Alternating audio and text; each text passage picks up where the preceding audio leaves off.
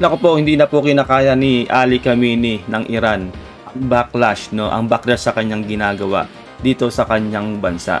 At nagbabalak na po itong tumakas. Para po sa konteksto ng ating reaction video sa mga hindi pa po nakakaalam, no, pagpasok pa lang po ng 2026, tumiklab na po ang protesta sa Iran at mabilis na kumalat sa buong bansa. Ang kaguluhan ay ang dahilan po nun ay ang pagbagsak ng kanilang ekonomiya at matinding pagtaas ng presyo ng lahat po ng kanilang bilihin at kung ano-ano pa. At patuloy na paghihirap ng kanilang mga mamamayan. Ang galit ng mga tao ay nakatuon siyempre sa rehimen ni Ali Khamenei. Kaya ngayon po talaga to si Ali Khamenei ay nagbabalak na pong tumakas. Hindi na po niya kinakaya ang ginagawang pagpoprotesta ng kanyang mga sariling mamamayan sa Iran. Para po sa konteksto ng ating reaction video, panoorin po natin ang video to. Let's do this. As 2026 begins, protests in Iran have erupted, spreading rapidly across the country. The unrest is fueled by economic collapse, runaway inflation, and persistent hardships. The anger of the people is focused on the authoritarian regime of Ali Khamenei. Videos of the protests have been shared by Chinese netizens on platforms like Douyin, with viewers showing their support by posting encouraging messages like "Go" and "The people will win." Videos circulating online show large protests in Marvdash against the Islamic regime, with tens of thousands of people calling for the overthrow of the current government. And Grabe no, ayaw na talaga nila, sawa na sila sa nangyayari sa bansa nila. Siyempre, sobrang gulo, panidigman. Tapos nga, ang taas ng inflation nila, walang hanap buhay na matino, hindi makapamuhay ng mapayapa, tapos wala na nga pong worth o wala na pong halaga ang kanilang pera. Kaya ganyan na po ang ginagawa ng mga Iranian citizens. Islamic regime, with tens of thousands of people calling for the overthrow of the current government and the return of former Shah Reza Pahlavi. Evening of January 6, large crowds gathered in Abadan, Iran, for another anti-Khamenei protest. Some police officers sided with the protesters, abandoning their role in suppression and waving a support from buildings above. Sipin nyo na, pati mga polis talagang sumusuportahan sa mga nagpoprotesta. Ibig sabihin ng pati sila ay sawa na sa nangyayari. Sa kanilang bansa, syempre may mga pamilya rin sila na normal citizen, no, o mga ordinaryong citizen. Kaya ganyan po talaga na nararamdaman din ng mga polis na yan. Earning cheers from the crowds. In Tehran, resistance groups supporting the former Shah hung his flag over a bridge, signaling their opposition to the Islamic regime. On January 6 in the city of Fardis, protesters threw Molotov cocktails at the Islamic City Council building, which has long been seen as a symbol of the regime's power. Halos wala na nga po talagang kumakampi sa rehimen ni Khamenei, no. Talaga pong gusto na siyang patalsikin ng mga mamamayan niya. At ngayon nga po, no, talaga pong yung backlash po hindi na po kinakaya ni Khamenei. Matanda na po si Khamenei, kaya po siguro talaga pong masyado na siya nasasaktan sa nangyayaring to. At gumagamit na nga po siya ng dahas. Halos 36 na nga po at tumataas pa po ang mga nasawi dito po sa pagpuprotesta na to. Ganun po ang kanyang pag-counter dito sa kanyang mga Iranian citizen. Chinese pro-democracy leader Tang Bai-chao shared a video on X saying that nearly all Iranians were on the streets shouting slogans like "Long live the king" and "Death to Khamenei." Ayun He na nga. added, "Get ready to celebrate the fall of Iran, another ally of the Chinese Communist Party." Ikaw ba naman, di ba, pagsabihan ka ng gano'n, no, pagpuprotesta, no, na mamatay na nga daw tong si Khamenei. Talagang matatakot ka.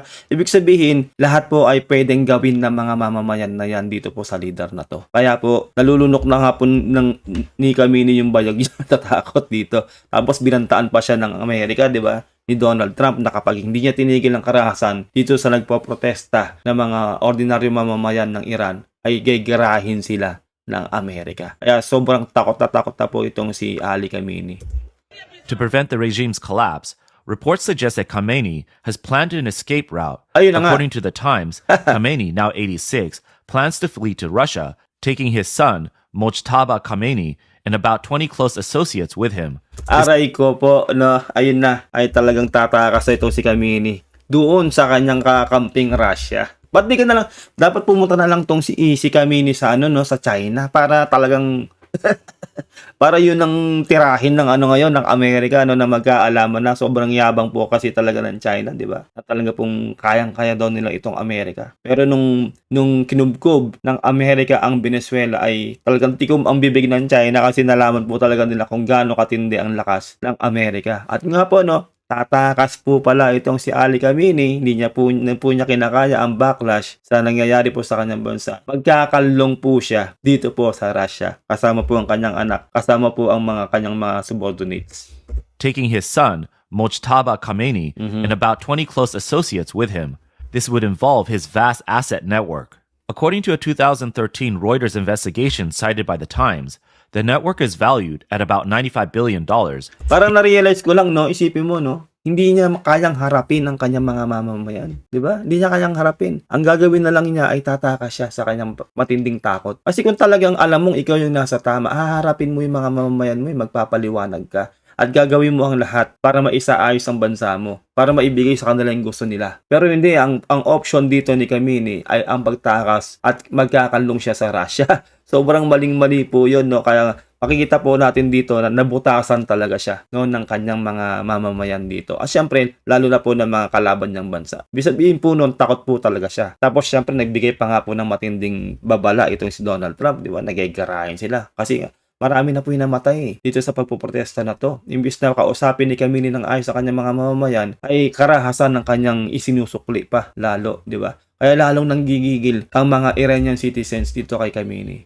Investigation cited by The Times, the network is valued at about $95 billion, including some of Iran's most powerful organizations, such as the execution of Imam Khomeini's order, which manages Iran's largest semi-state assets and semi-official charitable foundations. The key question now is whether the Iranian government will use force to suppress the protests, and if so, whether the US will intervene, and what form that intervention might take. Ayun na nga, di ba, sinabi na nga ni Donald Trump, di ba, talagang mag-i-intervent na sila dito sa Iran kapag talagang hindi tumigil itong si Khamenei sa karahasan na ginagawa niya sa mga ordinaryong mamamayan na nagpoprotesta. Tahimik nagpoprotesta po yung iba. Kaya lang po nanggugulo na yan o talaga po nagiging wild na. Kasi po nasasaktan na nga po sila eh. Yung iba po ay nasasawi na sa ginagawa na pag-counter ng gobyerno nila. Diba? Imbis na pakinggan sila, ay ganun pa yung ginagawa, pati po mga inosenteng bata ay nadadamay. Kaya ngayon talaga, magwawala talaga yung mga mamamayan na yan. At syempre pagka kumalat po at dumami pa ang mga masasawi dyan, makikialam na po talaga ang Amerika. Ganun po yun.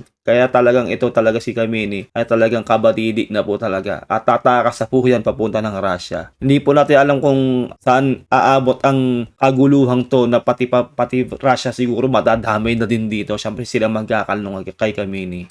On January 2nd, US President Donald Trump posted a warning on social media. If Iran shoots and violently kills peaceful protesters, which is their custom, the United States of America will come to their rescue. We are locked and loaded and ready to go. Grabe, no? If Iran shots and violently kill peaceful protesters, which is their custom. Custom daw nila yung pumatay na grabe to. The United States of America will come to their rescue. Siyempre nga naman, wala nga kalaban-laban yung mga inosenteng mamamayan eh. Diba? We are locked and loaded and ready to go. Yun ang napakatinding statement, di ba? Thank you for the attention to this matter, President Donald J. Trump. Ganyan katindi si Donald Trump ngayon. Beast mode, di ba? Sinimulan niya yung ginawa niya sa Venezuela, walang patumpik-tumpik. Halos walang 5 oras, halos 2 hours nga lang po. Nakubkob ang Venezuela at nakuha si Maduro. At eto ngayon, binabantaan ngayon ang Iran. No, we are locked and loaded and ready to go. Diba? Talagang kakabahan ka dito kasi nga po itong si Donald Trump kapag sinabi niya ginagawa niya. Kaya pala itong si Khamenei ay tatakas na halos doon papunta sa Russia. Isinama niya na yung kanyang mahalagang comrades, pati po ang kanyang anak. Diba po? Ganun po ang kanyang last resort, kumbaga, ni Khamenei, imbis na harapin niya ng matino ang kanyang mga mamamayan. Kaya ngayon, talagang matindi po ang pagbabanta ni President Trump. Ewan po natin kung madadagdagan pa po ang karahasang gagawin dito ni Khamenei kasi po marami na po talagang nasawi sa mga nagpoprotesta sa gobyernong Iran. The strong stance by the US is not merely rhetorical. It's part of its current foreign policy, especially following the successful operation to capture Maduro. Yes. This suggests that the US may take a more proactive approach in the Middle East. Kaya talagang kakabahan talaga to si Khamenei kasi alam ng buong mundo kung anong ginawa ni Donald Trump. At sabi nga ni President Trump, di ba, walang tatapat sa amin. Kumbaga, no one's come close. Sabi pa niya nun, di ba? Talagang kahit humabol ng kaunti, hindi aabot sila pa rin ang pinakamalakas sa buong mundo. Kaya nga po natameme po lahat ng mga kalaban ng Amerika, di ba? Yung China halos di makapagsalita, yung Russia rin. Talagang hindi nila napagtanggol ng kanilang kaalyadong bansa na Venezuela. Ngak-ngak lang, no? Semi-ngak-ngak lang itong China, pati itong Russia, nag-against lang sila sa ginawa na yon ng Amerika sa Venezuela. Na which is sobrang ironic na sinabi rin ng China na lumalabag daw sa international law itong Amerika, na which is sila talaga ang mismong gumagawa itong China. Mulat sa pool. Sa atin pa lang po, di ba? Talaga pong pumapasok sila sa teritoryo natin at tayo winawater cannon at binubuli. Di ba? Sobrang ironic at talagang hindi nila nakikita yung sarili nila sa ginagawa nila na yon. Yun pa yung binibintang nila at ibinabato nila dito sa Amerika. Pero ngayon, tinatawaran lang sila ng Amerika dahil talaga yung Amerika ay beast mode na. Hindi sila makaporma at napatunayan po natin na ang mga defense missile system ng Russia at ng China ay hindi po dekalidad. Talaga pong palpak dahil po madali nga pong nakubkob ng Amerika ang Venezuela. Kaya ngayon po, ito po, winarningan na po ng Amerika itong Iran. Ngayon, itong si Ali Khamenei na leader ng Iran ay kabadidi na po at tatakas na nga po papuntang Iran. Napakatindi po talaga ng Amerika, wala po talagang tatapat. At ngayon po ay sobrang agresibo po ng Amerika. Dati po talaga namamagitan lang sila, di ba? Sa mga naglalabang bansa. Ngayon po sila na po talaga yung talagang kumbaga manggegera kapag hindi po tumigil itong mga kulong-kulong na leader ng mga bansang to. Iran has long been considered a key source of terrorism in the Middle East by the US and its allies, and this label is not without basis. Iran has supported proxy forces like Hezbollah in Lebanon, the Houthis in Yemen, and Hamas in Gaza, groups frequently involved in regional conflicts, drawing strong international condemnation. Yung mga yan, nako, susunod na rin yan. Babanatan na rin talaga ni Donald Trump yan, ni President Trump yan. Yung mga Houthi na yan, mga Hezbollah na yan. Ay nako, yayariin talaga niya yan. Ngayon pa, di ba, nakita na ng buong mundo kung gaano katindi itong si President Trump kapag sinabi niya, gagawin niya. Kaya, nako, magbilang na lang po tayo ng ilang months, nako, titirahin na rin ni Donald Trump yan. Since 1979 Islamic Revolution, the hostile relationship between the US and Iran has never truly eased. When Trump took office, he emphasized maximum pressure on Iran, including withdrawing from the Iran nuclear deal, imposing severe economic sanctions, and supporting Israeli strikes on Iranian nuclear facilities. In late 2025, Israeli Prime Minister Netanyahu met with Trump, further solidifying this coordination between allies. Ayan, isa ring solid dyan, yung Israel. No? Kaya lahat po halos ng mga kakampi rin ng Amerika puro solid. Talagang palag-palag, talagang may bayag na masasabi talaga natin. Matindi. Kaya ngayon, talagang ibang level na yung takbo ng utak ni President Trump. Talagang na siya, talagang attack mode na kumbaga itong si President Trump. Kaya ngayon, hindi po natin alam kung anong kahihinatnan ngayon ng Iran. Dahil ito nga pong si Khamenei ay tatakas na. Hanggang dito na lang po tayo, no? Masyado na pong mahaba itong reaction video natin. At kung nakaabot ka hanggang dito, maraming salamat. Huwag mong kalilimutan mag-like sa ating video at mag-subscribe ka na rin kung gusto mo. Mag-comment ka dyan sa baba kung anong saloobin mo sa nangyayari ngayon sa Iran at nagagawing pagtakas ni Ali Khamenei papuntang Russia. Maraming salamat, God bless, and peace out.